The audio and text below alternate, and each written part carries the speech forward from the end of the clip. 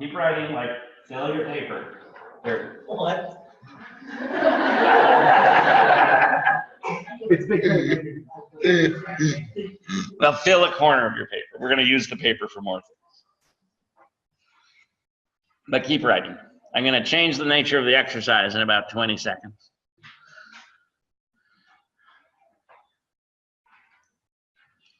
All right, now as you write out each new thing, just say it out loud. I want to hear a cacophony of things in the room.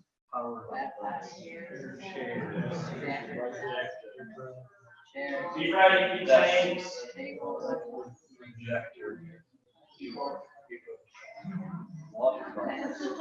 Graduate students.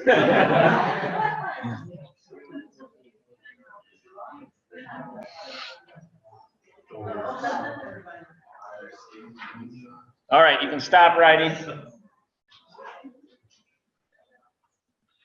How many things do you see in this room? It's like a large number.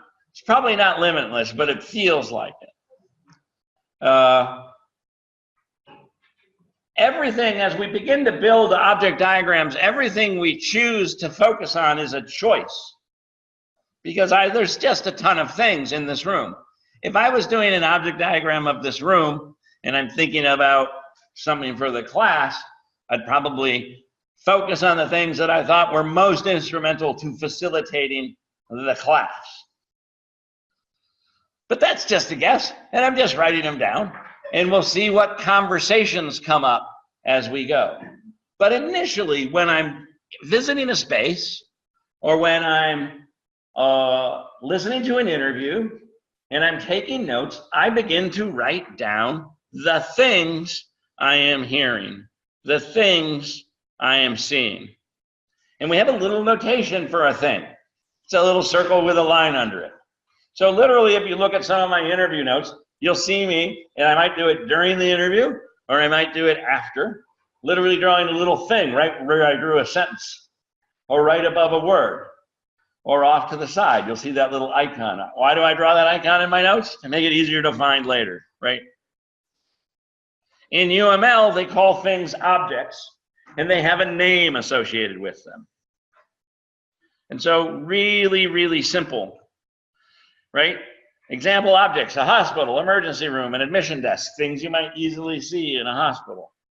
Right here in this class, I might just focus on the phones you're using. I see a smartphone and earphones and a phone cord. What you focus on is often dependent on why you're there. For an exercise like this, the room, the doors, the desks, the tables, the chair, the projector, the whiteboards, the lights, the microphones, the students, some of the things that naturally would jump out at you to think about recording and recognizing that they're there. I'm going to stay on this for one more minute. So I'm in an ultrasound. This is 30 years ago. I'm doing object analysis as we're building a new sonography system. It's going to be the first in the nation, a digital sonography system where when you do an ultrasound, you take an image of it, we digitize it, we store it, and we can ship it around the country or around the world to be reviewed by another physician. When I'm in visiting an ultrasound clinic, I'm actually at the Elvis Presley Memorial Trauma Center, and where am I? Memphis. And I'm in the room, and I'm writing down the objects I see, just as a list, just literally like you're doing now. And I notice at each of the stations, I notice a pair of scissors. This is sonography in 1990. Now you notice a pair of scissors. What might you ask? What are you cutting? Why am I looking at scissors? Can anyone guess why I was looking at scissors in an ultrasound reading room in like 1990? His mom wants a picture. If you're doing a fetal ultrasound and mom wants a picture, back then you literally cut it out of the film. Right? I wasn't observing. I wasn't there long enough, and I didn't observe that phenomena. but I saw the object which asked the question, which became a feature. Because it's like, yeah, that's digital. I can just press a button and we can print that out. Objects, objects. Objects have relationships. So you have on your last page of your handout a key. If you flip to the last page of your handout, you have a key. And it'll be, anytime there's a star, it's a chance to say, make sure, is everything on this key that I need? I think you have the idea of a relationship. A relationship between two things is just a line. Somehow this thing is related to this other thing. And if we don't know anything else about it, or we don't want to say anything else about it, we can stop right there and go, these two things are somehow related. When I'm drawing a relationship to get it to fit on the screen, I can bend my relationship lines, I can make them curved, I can do whatever it needs to make it look beautiful to you, which is part of the meditation. So I actually encourage some aspect of beauty when you're thinking about these designs. I can also put an annotation on the relationship, something to remind me about why this relationship is there or what I thought was interesting about it.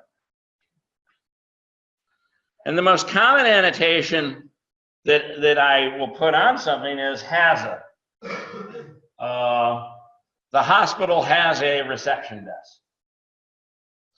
And I might, you can see if this is on your key or not, I don't remember, have put a little arrow on the relationship to capture the idea that, you can sort of read it in this direction. Hospital has a reception desk.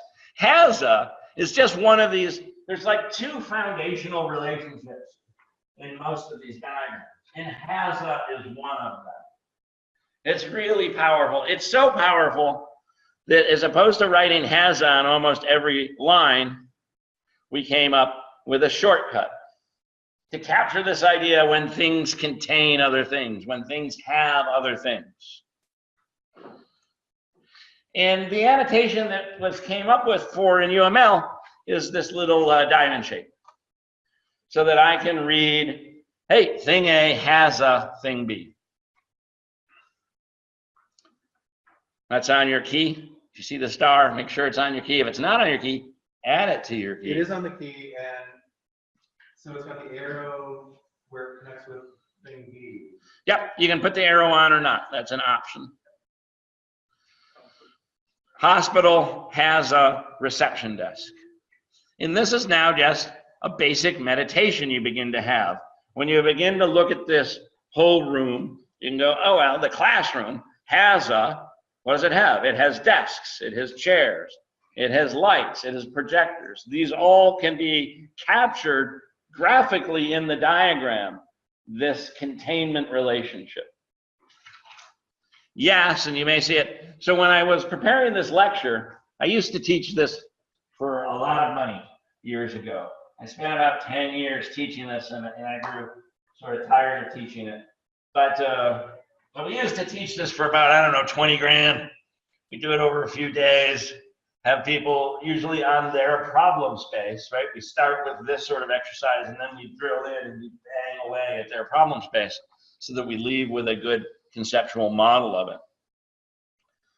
Has a relationship. And so when I was building this, I was trying to capture things I saw in those diagrams that we delivered. And one of those is this idea of a self relationship. A box could contain other boxes. That's what this means. A box could have a relationship to box. And this now is thinking of box as the abstraction of box, not just the literal box. A box has a box, has a box, has a box. And that's probably one of the big steps in thinking about being able to create these diagrams and thinking about what they mean. They're not representing just one physical reality. Box here, in a sense, represents a class of boxes. Boxness, maybe. And so, and it was in one of the diagrams I think we did for another client where we had an object that we called like a classification, and a classification could contain a classification, could contain a classification, could become a nested set of classifications. That's what I put into the notation when I was thinking about that concept.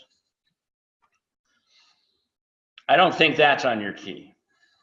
So you might want to add that. One other really interesting thing, and it becomes even more interesting as we move towards software architecture, but even just conceptually about these relationships, is cardinality or multiplicity. How many of these things sit on either side? And I can specify that on the line. So one polygon is made up of 3 or more points. And a star means unbounded. By itself means 0 or more unbounded. If you've thought about it and you know that the relationship is actually 1 or more unbounded, then you use 1 ... star. If it means 0 or more unbounded, and you really thought that it means 0 or more unbounded, or you're sure of it, put 0 ... star. And if you haven't thought about it, you just put star. At some point, I'll make sure I think about this in the future. And other ways to put down how many things might be there: 4 to 7 or 8 or 12, right? I don't tend to use this a lot, but I do tend to use it from time to time when I think it's helpful for me to prompt a memory. So again, what these diagrams are meant to do is prompt a good conversation with somebody. Oh, what do you mean? No, there aren't 7 of those. There's only 4.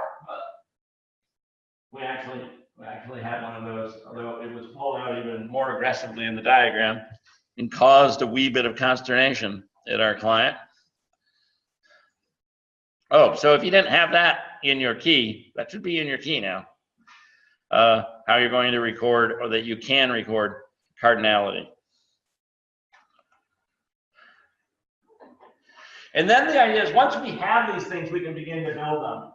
So a hospital room has how many records rooms? 3 in this case. And a record room has how many medical records? 0 or more. No limit. Unbound. Yeah. Yes. 0 or more. 0. Is it 0? 0 or more. Yeah. What does the 1 mean? The one is 1. Oh, this is real important. The 1 is how many record rooms I have. So what we're really saying in this diagram is, for each 1 record room, I have some number of records, 0 or more unbound. So the 1 is talking about how to really read that side of the relationship. What if we had a medical record? I know this is impossible.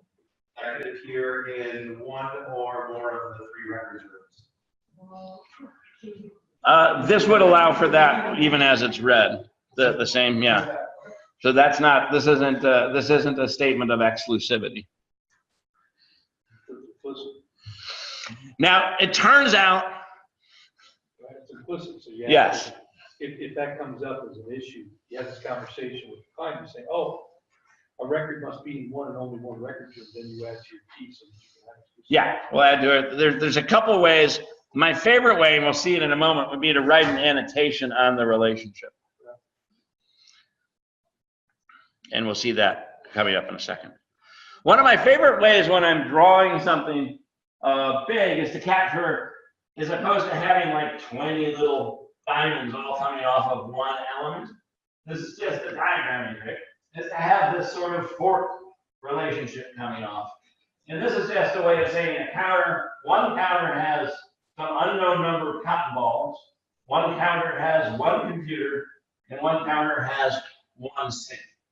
And so I'm sharing the single diamond among those 3 things. It turns out it makes it dramatically easier ultimately for you to digest and understand the diagram. It also makes it easier to share with other people. So when you share the diagrams that are in front of you with the client, you know, we went through the key for all of like a minute, and then we went through a couple examples, and then we had literally the executive, the senior counsel, everyone was able to engage with the diagrams, in part because of the way we clean them up. Cleaning them up makes it easier for people to engage with you in them. And then, not surprisingly, this itself can become a nested sort of tree relationship of contains. So here we have an exam room, contains an exam table and 1 or 2 chairs. and one counter, and a counter might contain one computer. In this case, how many sinks might a counter contain? 0 or 1, and some unknown number of cotton balls. So simple. Like, is it like crazy to believe you can be paid to draw these things? Yeah. Is the assumption is that you would validate any of these diagrams in the natural language state? Like, if you can't make a natural language statement for a diagram, is there something missing, or is some of this being modeled in such a way that? Given that we're grounding ourselves in physicality right now, at this stage, a natural language sentence should easily be able to attach to the diagram. Yeah. And sometimes we take these diagrams deep into computational architecture. We literally rewrite diagrams for aspects of computational architecture. And when we do that, it might be a little stranger because of some of the behaviors. All of the complexity that they added into those UML books was to describe more ways to translate things into computational architecture. And it turns out most of the time that's a waste of time. The higher level view is enough for the architects and the developers. And the more you try to literally specify code in it, the more they might as well be writing code. So you can validate your diagrams by seeing if you can create a natural language. Yes. It should, that's why it should prompt your memory for a conversation. So just so that we all catch that, so Daniel, what you're saying is, to validate this, you should be able to say these relationships out loud to yourself, and it makes grammatical sense like a normal, like a person who is fluent in English at about a 12-year-old's level, or you would understand. Yeah. But if you tried to do it this way and wrote it all out, it would be tedious and harder to read, but it is a way of making sure you got it all. And what's cool about this is then you don't need the language because it's all here. It kind of pops out. Right. Really cool. It invites a different style of reflection. And this is like really important. It invites a dramatically different style of reflection than if you were to write it all out. Because if you write it all out, people don't reflect on it. I have been to meetings, and it's fun. It's a big part of object-oriented. It's a big part of Agile, the mental part of Agile. I've been to meetings where we have a spec document literally this big. Like when you drop it on the floor, the earth moves, sort of big. And then I'm talking to a group, maybe half the size of the people responsible for building this. And I go, who has actually read all of this? I mean, the latest updated version. And it's half the size. How many hands do you think go up? One hand goes up. Can anyone guess who that hand is? This is like way beyond what you should know. No, not the person who wrote it. It's usually a team effort. The head of QA read the whole thing. Right? Nobody else. And when you ask people to raise their hand, the head of QA raises their hands, assuming everyone else in the room has, and then they look around with a look of shock on their face. And they realize why the backlog of bugs is. They realize why their life is a disaster. So, take another minute right now. Looking at some of the objects that you've seen in the room that you wrote down, just write down some of the HAZA relationships. Try to build a nested one as well. And put the cardinality on some of the relationships. And do this for just the next couple, like 2 or 3 minutes. Just practice doing it once.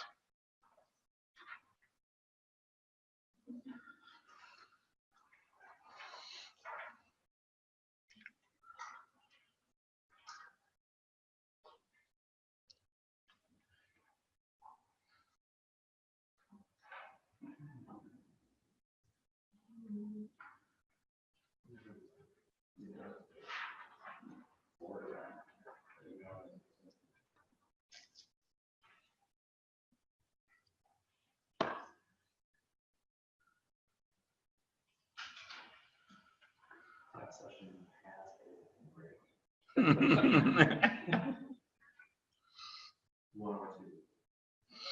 That was very interesting. That's interesting. I was going to talk about now.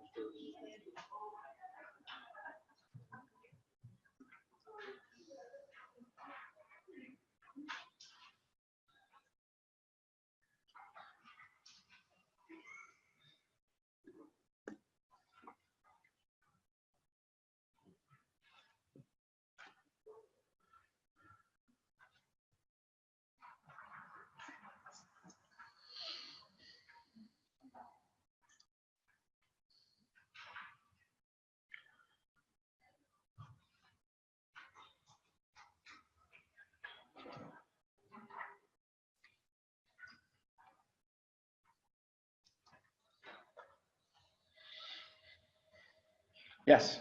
I wonder if does anyone intentional stuff belong to for some part, like class have a break versus class have a desk. The break is not 10. So the class is the abstraction compared to the classroom. So if you wanted to talk about what the class has, I would create that as a separate object. The class has a break, and the classroom has these other physical things. What about the class's students? The class is break. The classroom right now has students. The class itself also has students. So I can show both of those in a has relationship. Normally what I do is I break them into two diagrams, just because if I was doing the classroom, it's going to be full of so many things that when I want to talk about the abstraction, which is the class, or whatever this specific class is, I'll show some of those same objects over there again. So both will have a student. The class will have a student, and the classroom has a student. What are the qualities about the class you're describing? Right, as a quality of time, as a quality of place where you're at, as a quality of other values. So even if you can describe this, they're not physical, they're abstraction, they're concepts. So a class happens in a classroom, right? So the class can add to the classroom. It's okay to abstract as long as you can describe the Although right now we're mainly describing physical things. Can I share a thing I struggle with most? But yeah, So for years, I work with I made model cloud rules where I could put all the things there. And then I did this for the first time rather recently within the last year. And all these little chunks are really hard to wrap my head around. I thought you just said call it easy recently. I thought it was super hard for that simplification concept. And it took a long time to realize you can use the same object in multiple diagrams. You can talk about it this in more than one. And that finally made it. yes. And we're interested in, Class. yeah. It's one of the things that makes object-oriented programming or ultimately API development interesting. Is an API or an object might be used in a variety of different contexts. We'll want to understand them when we move them down in architecture. Yeah. Yeah, I think, to me, it goes back to like what you were saying before about, the context of what you're actually trying to define. Like in a scenario, why are you making email diagrams? Like, what are you trying to understand? Like, I feel like if you were trying to understand maybe what you needed to have in a classroom, you might make a diagram of the class itself. Like, what are the activities in a class or an event or something to understand what you might want to build into the classroom itself. Yeah. Or like, so I feel like it's because you could make the thing for the physical space of the class and be able to, I can make a diagram for like the class, I can make a diagram for like the workshop, there could be different events. And when you feel like your diagram is getting cluttered with too much, it's just a natural point where you're like, I have this concept of class, it's actually a thing, but it's not physical, but you can actually will capture it in these diagrams as a thing. It feels like it's cluttering my description of the desks and the projectors and the doors and the ceilings and the windows. So I'm going to pull that into another one. And students will be involved. Yeah. You were kind of getting into this relationship between like the designers and the builders, right? So when you're talking about like the computational architectures, what do you think? How relevant is it? Do you think for the individuals doing these designs to be able to actually build, implement, and program the architectures that they're designing? What's that relationship? So I'll phrase it this way. I don't think it's necessarily for information architects to need to be able to build the software. If you were to capture something in this sort of design, you don't need to know how to build the software. I was teaching a class at Men's Warehouse to a bunch of computer programmers on this technique, and and we had one guy who used to sell clothes. He did the best object model. Why? Because he actually focused on the physicality of it and had the best time. That being said, when I work with developers, I want them all to learn how to do these types of diagrams. I think it's important for them. It makes better software that they understand how to do these diagrams. But it's not essential for an information architect to know how to program to do these diagrams. Yeah. Is there like a pretty good standardized method of translating from like one of these diagrams to something like more drilled down than developer? Yeah, a lot of it has been done. In general, don't go there. Gotcha. Yeah, that was most of the mistakes that were done. Is they tried to turn the graphical, what to me is a really powerful high-level conversation around the graphical interface, into a programming language. Yeah, and we haven't got there yet, and it tends to just be a mess. But I love the question. Right. I want to hit a couple more things in our diagramming language here. So an alternative way to name a thing that you'll see in some of the diagrams, I think even one you were handed, is a bigger box. I think in UML, the still things might be a box just in general. That little notation came later, and I liked it much better. And if you see a thing described this way, it might be in this connotation, where it's like, hey, here's thing A, and it contains thing B, and thing C contains thing D, thing E, thing F, and thing G. And we'll sometimes write this. This, by the way, is likely not new to you at all. This you've been doing all along. This you're very used to. I'll sometimes incorporate it in its part of UML, and you'll see it in UML. I want to contrast for a second, though, the diagram on the left about an exam room and the diagram on the right about an exam room. There's a lot of reasons why, when I'm doing object modeling, I prefer to diagram on the left. For one, the diagram on the right tends to contain a bunch of positional information that actually isn't relevant. And if I'm doing a straight mock-up, I might ultimately need to produce the diagram on the right for like, this literally goes here. But when I was going into exam rooms, each exam room had things in different locations. It wasn't relevant to it. I was also interested in other aspects of the relationship, like multiplicity, sometimes naming the relationships and building it out. So I tend to stick to the diagram on the left, which I think invites a very different meditation than the diagram on the right when you put it in front of people. I want the diagram, the meditation on the left is, do I have the things? And if you start looking at the diagram on the right, to most people, they'll be like, that exam table is too big. The cotton balls aren't really cool. Yes. A bunch of. Okay, so a client couldn't look at that. If the cotton balls were on the right of the sink, this would separately ruin their ability to be in this conversation. And with the background, it doesn't happen. It's not saying I'm Right. It's not implied. It's not even implied in the diagram. You're not saying it's not important, you're saying that it's not part of the consideration. I'm saying in the context of this diagram, it's not even there, right? Right. And if it was important, that'll be captured later on by somebody else. I think it reads faster because everything's in the same position, so you can see the different groups at each level. And then the labels are always in the same spot, the upper left is the circle. And we can put labels over there. Yeah, there's a lot of reasons why I really prefer it for certain types of activities, right? So we've talked about HAZA, where we break another key relationship that I want to talk about.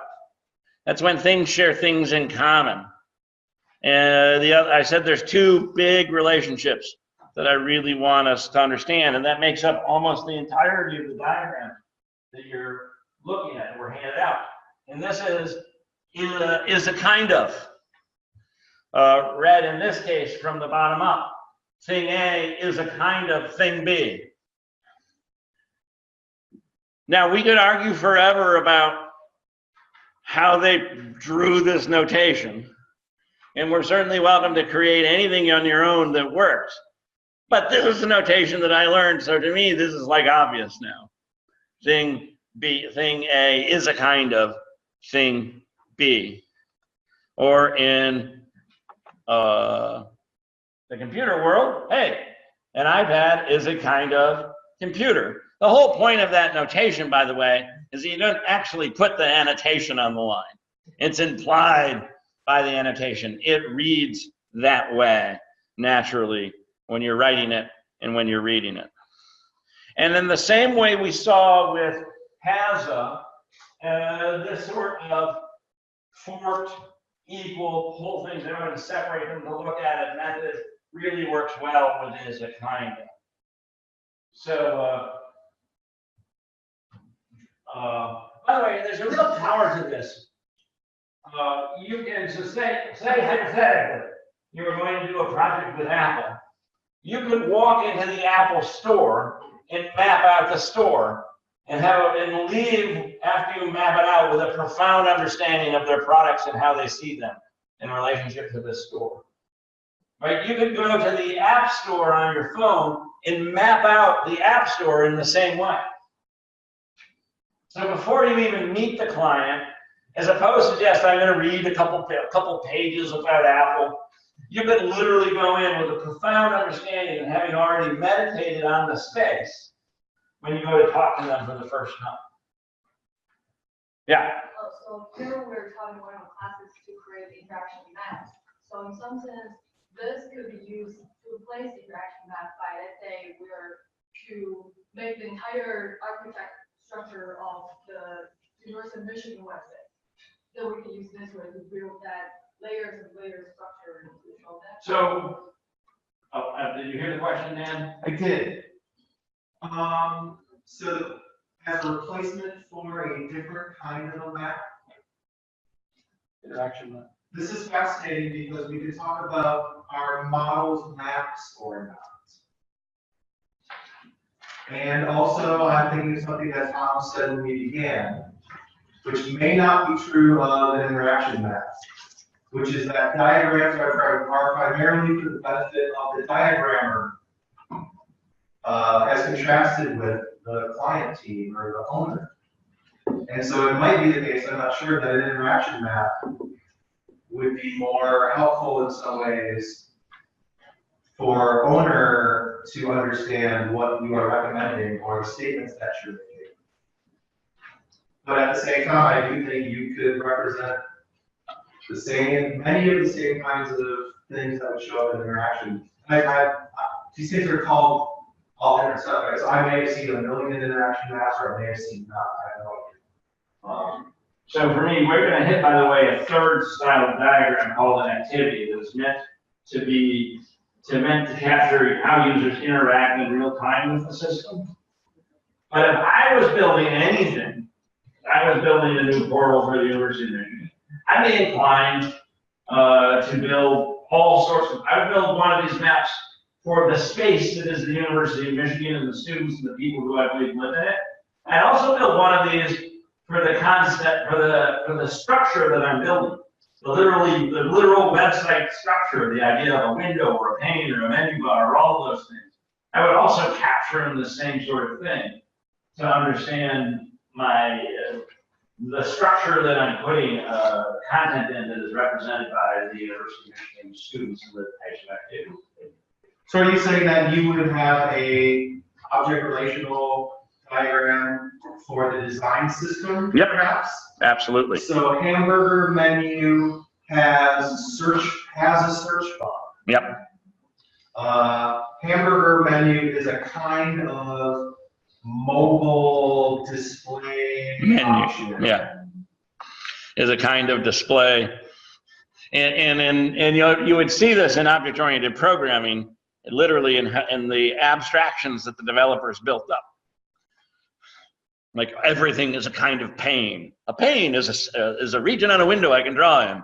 Everything else becomes a kind of pane.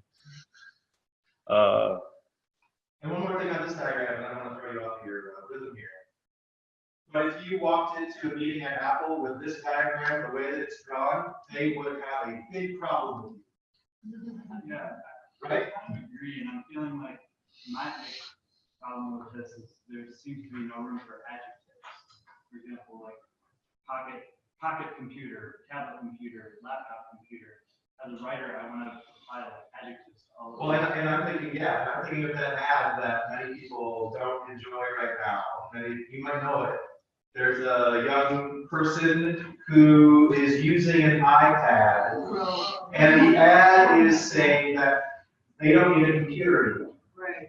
Or that computer isn't relevant to how young people live today.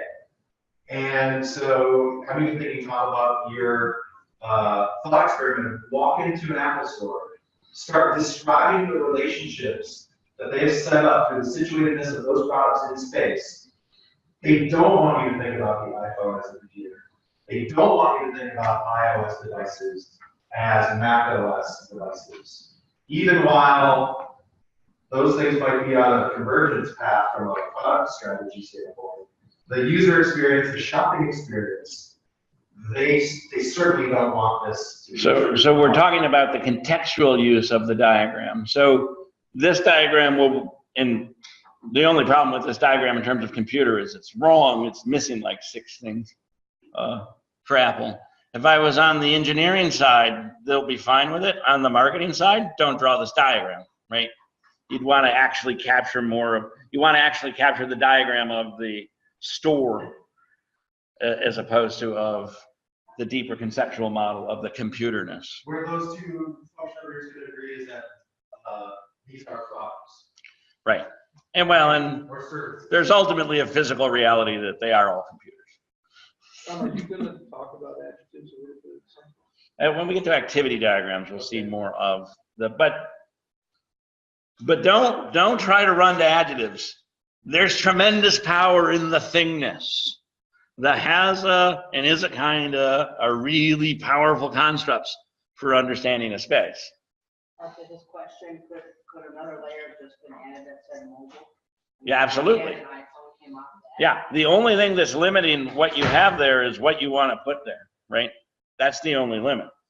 This is why, and so it's a, again, I had a brief side conversation before we started. We were talking about the diagrams and these diagrams. I'm like, yeah, I used something like this once when I was actually working with a guy who was running a bunch of erectile dysfunction clinics, men's clinics. And I was able to grab a few of these diagrams and go, yeah, let me put some on the board. I can probably describe how you work because it's a clinic. And I was able to do it. That doesn't mean that if you start into the new clinic that you just grab the old diagram, because everything on the diagram is a choice of what you want to communicate in the context you happen to be in at that point in time. But the few places on your printout that I've scratched out in pen, those are the only proprietary or identified as far as I can tell. If you wanted to out me and say, who was this client really? If you Googled all of the labels in those diagrams, I think the only ones that you can really figure that out on the basis of are the handful that I redacted. So there's a temptation to just, we work with a lot of clinics, so let's just reuse these models. And my argument to Tom was, and it's apropos to what you said about, these are for the diagram in many respects, not in every respect. But I would want to do it afresh. And if somebody on my team already did, if I'm working on a erectile dysfunction clinic, and we did a tanning clinic beforehand, even though it'd be easier, I wouldn't want to look at my colleagues' prior model. Yeah. I want to do it dumb, and then maybe after the fact. By the way, it goes really fast, right? Yeah, we're not talking about walking away from a huge efficiency in reuse.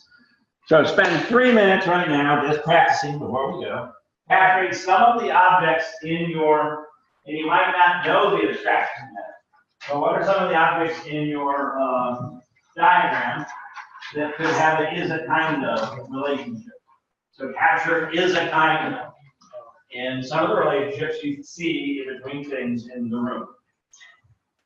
By the way, this projects things onto the screen. That somehow projects things onto the screen. There's all sorts of, there's hundreds of these relationships. This is a in kind here. of projector. Right. That is a kind of Projector, yeah. We're gonna do this for a couple of minutes, but capture some on your screen or on your paper. And then we're gonna do one more short exercise before we break.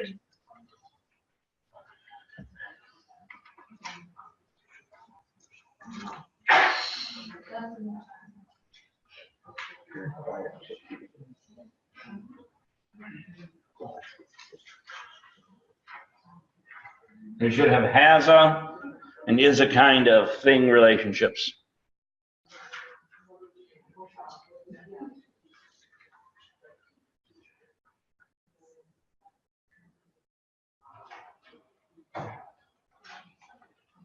Well, by the way, I don't believe necessarily in working alone. So feel free to like talk to your neighbor and do stuff together. I'm from Menlo. We pair everybody for everything. If it were up to me when you took an exam, you'd take it with a friend.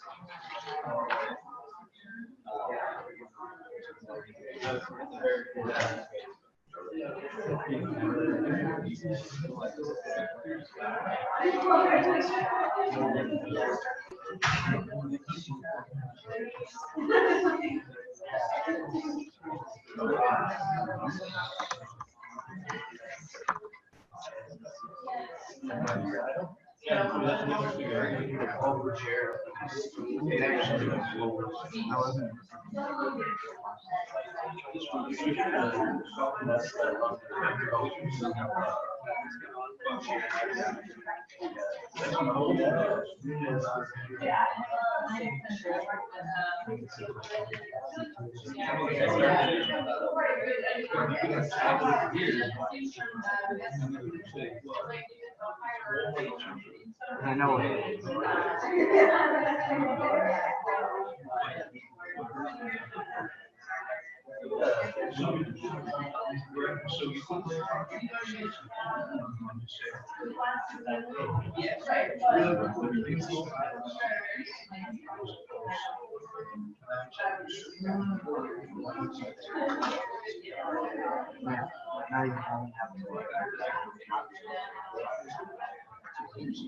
Oh, really? You can't see through because of the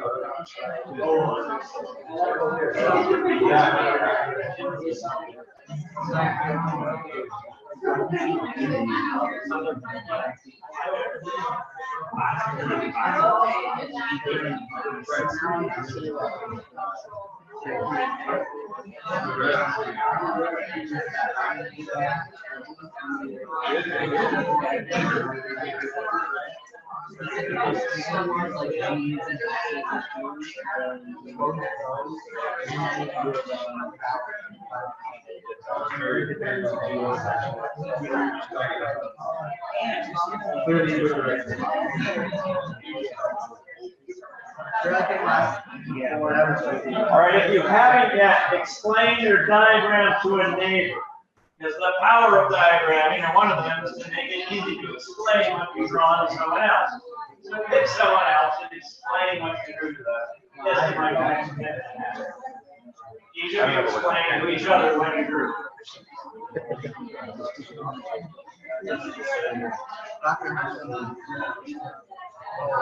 I wonder if you could use this to the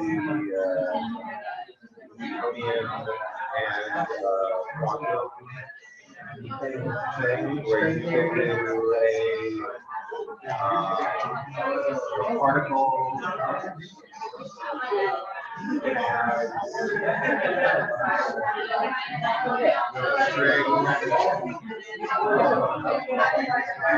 vibration, particle. I don't know if it would be a 10-minute break. But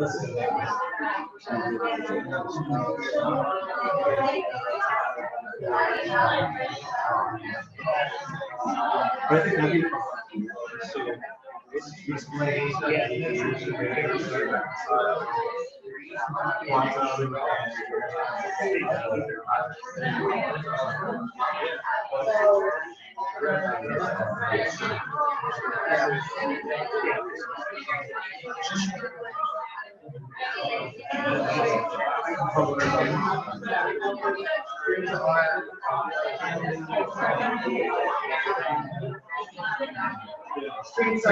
so you do that,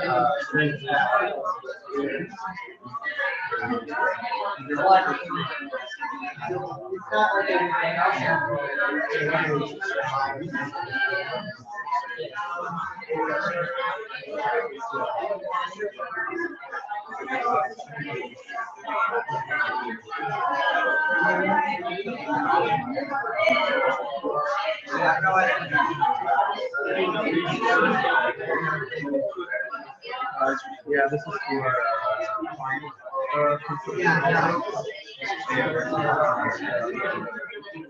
All right, let's take our 10-minute break. When we come back, Let's take a break and come back with the big hands on the 8. big hand on the 8.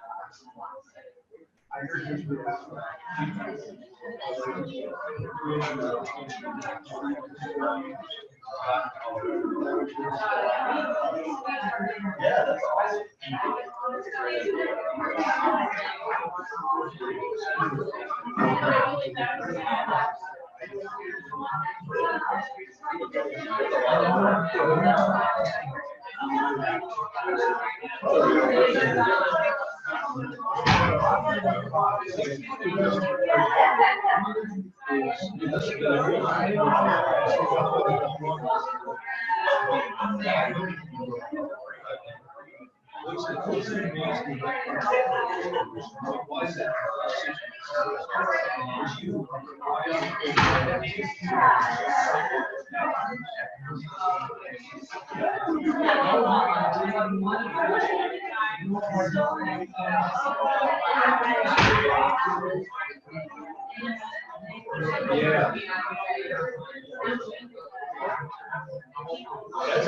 Yeah.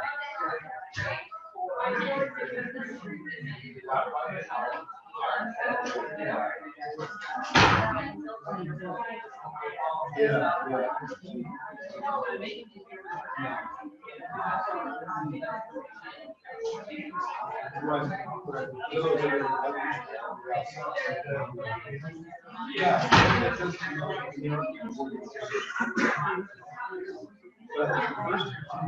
I would say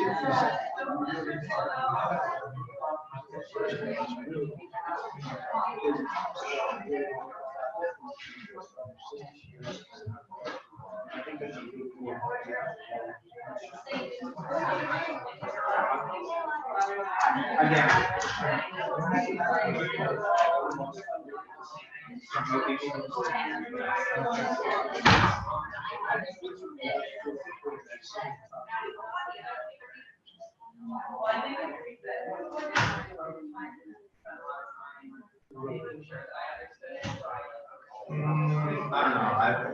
I've been shown this before and didn't get it. And I suspect it's definitely a version of listen is that more up to date version that's got a bunch of other symbols and gobbledygook in it. I get it. Well, I mean, oh my 15-year-old son who said this like,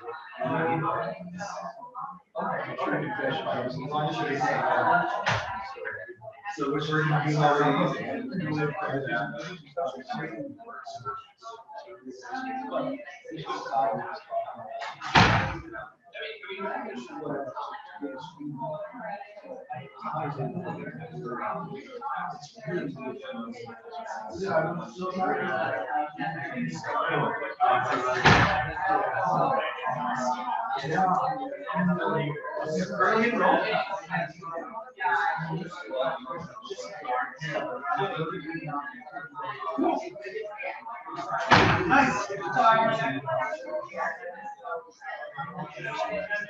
That's great. Yeah, are you project graduation date or taking the college on?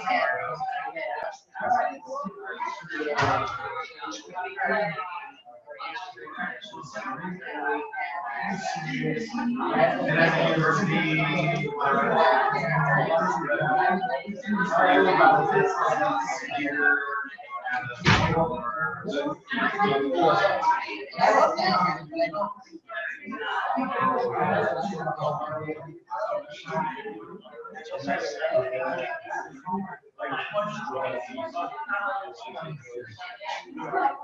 So it's not like a blanket. It's like,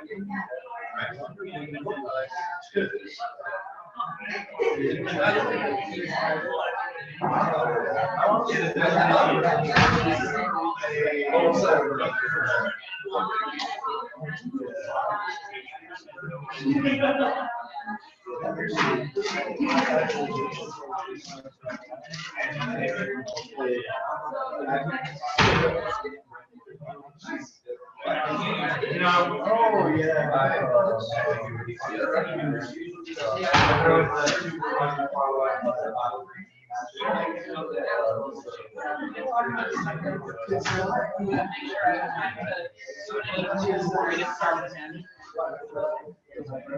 This is very helpful. I'm really glad I Oh, came. glad. I'm glad you came. That's fine. That's fine. We can talk about it more anytime.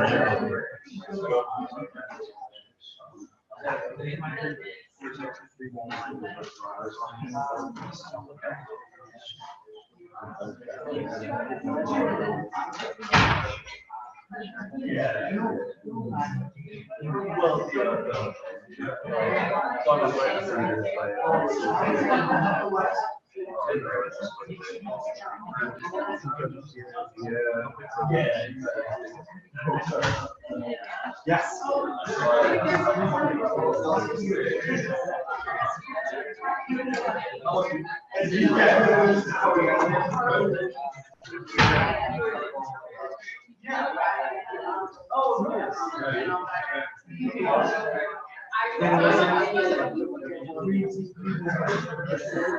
And was it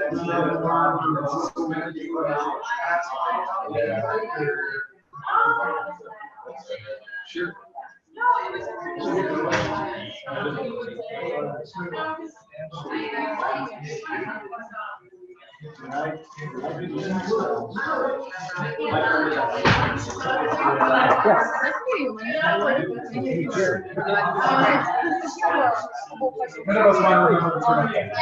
more I look at it, the more I realize this language sort of integrated, but over time you get used to it. But when you first realize the symbols and the was the alternative languages that reach that. Like all of these also doing it. This simple here in their life. And when you're thinking about the number, There are gonna be other. There were a lot of this kind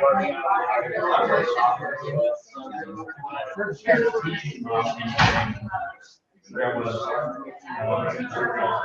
a nationwide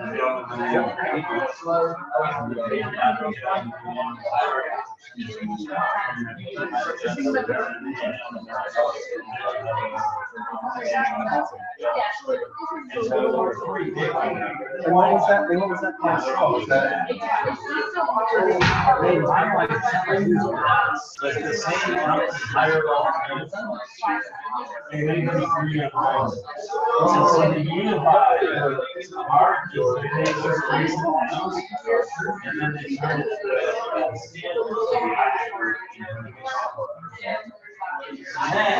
and then they kept adding more and more. So it's all about the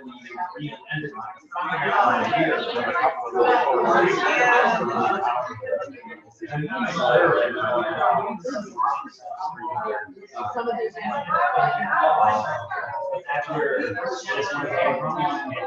Well, they're doing different stuff. They don't have to do it anymore. And all of the contemplation, writing.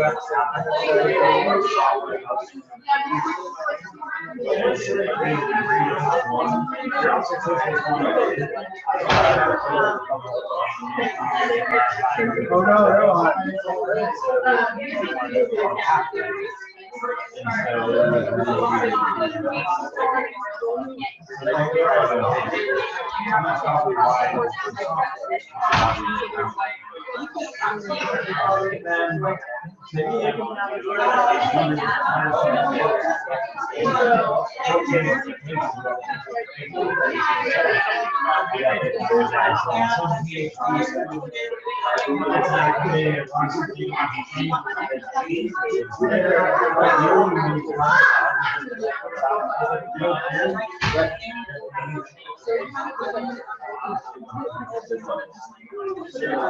Well, I have so that's always, which is the removal of choice sold back to the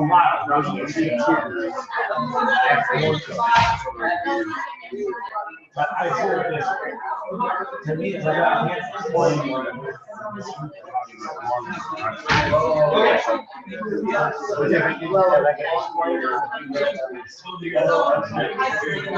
And that's related to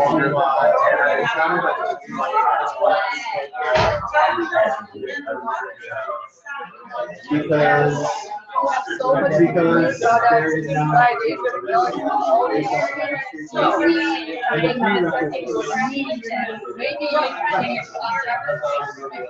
so nobody can take it.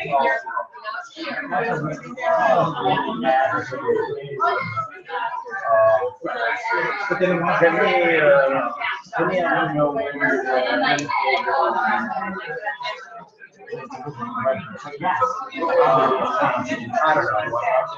doesn't make sense to me. But I'm saying that how you're telling AI.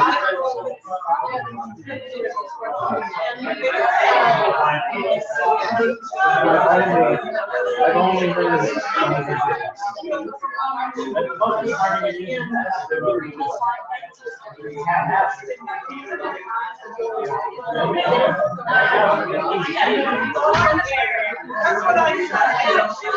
Yeah.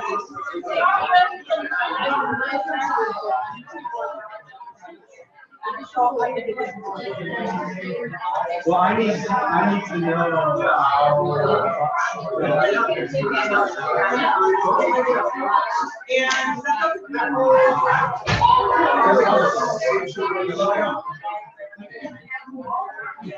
All right. Let's get back. So lots of great side conversations. There's questions being asked. We're talking just around us today in the physicality of things for these objects, but really any good noun can become an object, right? Person, place, thing, thought, idea. But right now, we're focusing on things. And I can go on to the storefront on my iPhone and go into the store and build an object model of the things I see inside of there, and I'm navigating inside of the user interface, which is what you actually see here. Which you might want to do if you were trying to say you want to like, hey, I own and run multiple software development companies. What are I want to build an app, and then you realize, well, there's a whole bunch of things that might mean. I would argue if you're in the app business, that you're a company that's building apps and that you're trying to sell it, having a diagram like this somewhere on your wall and keeping it up to date might be a reasonable thing to do. What are all the things that I might be trying to support for somebody? What might I be trying to sell in terms of media that can be sold inside of a storefront, which is somehow broken down into categories and subcategories? Oh, look, by the way, media has payment models. Look at all of the different payment models that might exist when I'm selling an app inside of my store. And actually knowing what these are, being able to express them, being able to have conversations about them, being able for someone to say, hey, did you know we have a new payment model? It's like, no, let's put it up. Now that we know that it's there, we can discuss whether we want to use it or not. And you can describe an app itself in detail and just what are all the things, if I'm in the business of writing apps, what are all of the things that I'm interested in tracking as an app writer? If you think it's, oh, I'm going to go off and quickly whip one of these out. Well, do you know all the things you want to just track and understand when you put it up at the store and start trying to sell it? By the way, I've built apps and sold them inside the Android store. And there's a lot of things. It's a lot of fun, by the way. It's a fun exercise just to do, to model out the store, model out the space, build an app. And what did we put up? I don't think it's still there. Creepy Cricket was one. First just Cricket. And so the idea was, and the developer who did this was my nephew. And it's just like, wouldn't it be fun to have an app that would go off and it sounded like a cricket in the room? And then he was on a subway in New York City where he was living at the time. And there was like a group of guys who looked sort of tough further down the subway car, and he's getting a little nervous. And then he heard his cricket app running. So he's like, yeah.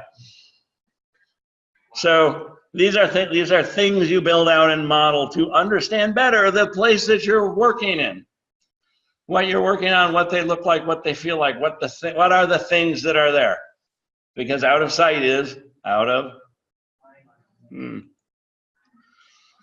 terms of software architecture, when we build these diagrams early, as software developers, this is the thing that got lost. We can actually begin to ask ourselves, maybe these things, these nouns that we picked up would make good entities inside of our literal implementation of software when we start to build it. Maybe we would literally name the objects or the APIs by these names. And then we start to ask ourselves questions. In the software world, what does this object do for me? Specifically, the question that really came out of object-oriented software development is, what responsibility would this object have for me in software? And we modeled off of the physical things we saw in the universe because it's the vocabulary that's already in our customer's head. It's the vocabulary in the heads of the people working in the business. And I capture that vocabulary in the literal design of my software. Most software developers, just because of how we were trained, we want to just, you'll start talking about things and we'll want to map out where all the data sits and where it resides. That's what we are naturally trained to do. Object-oriented software developers said, don't even think about that. Just talk about the things and what they'll do for you. You can design a whole system, a fairly profound system, without necessarily answering the question of what exactly is the data and where will it reside. How do I know? Because I did it. I had to do once a giant project where they're like, well, we have 2 data models you can look at. The model already exists on this literal CD drive.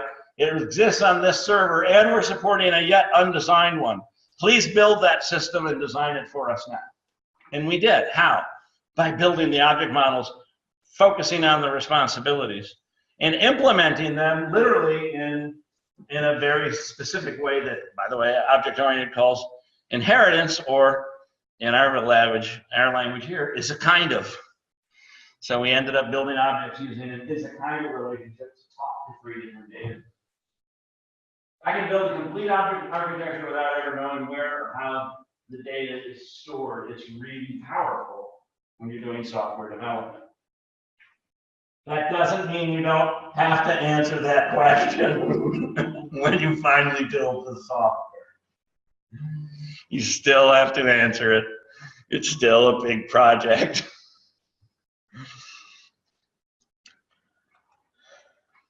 So we made an object diagram. We explained it to somebody else. And this is going to be our key. And we're going to ask you to do some more. We're going to change our request for you when you explain. Explain it to someone in the room you don't know the next time we build one. It may involve getting up and walking around. always more interesting explaining to somebody you don't know. Your friends will like pretend they understand things. So technically people are objects, or we could treat them as such, but it turns out that we might also want to think about people as people. And so when we're talking about the physical thing of the objects or the things, we can also draw the who with a little stick figure. How many people have seen a stick figure like this? Yes, like everywhere. And in the unified modeling language, this is called an actor. An actor is somebody who's acting on, with, or in the system. And the actor is usually described with a role. So when I'm interviewing somebody or observing, going through a place and observing, there's two types of observing. One where you do a quick tour. My favorite type of observing is where you sit there for like 3 days and you really watch how they work. Either case, you start recording the actors. You draw them in your notes when you see them and you capture their roles. So an actor that exists in any big, say, company is national manager. There'll be someone in that company who has that title. And the national manager, wherever you work, will always have some sort of relationship with the regional manager. Don't know what that relationship is, but that same line I can use for people that I was using for things. I can even use the has a relationship if I want. A national manager has a regional manager, or in this case, I've captured it with supports. I might think of this as reports to. In this case, a national manager has one to some unlimited number, hopefully not unlimited, probably around 9, they would freak out. Regional managers. I can also use the is a kind of relationship when I'm talking about people. And you'll see this in the diagrams that were handed around, right? A medical manager is a kind of nurse.